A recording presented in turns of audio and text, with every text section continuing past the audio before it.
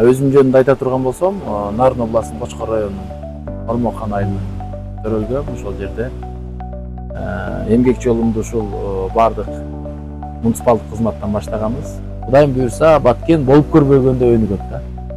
Президентибиз маселени жеринде чечүү боюнча тапшырмаларды берип атат. Ошол эле маалда акча бизде бүгүнкү күндө мамлекетте бар. Бул азбы көп? Бул өтө аз.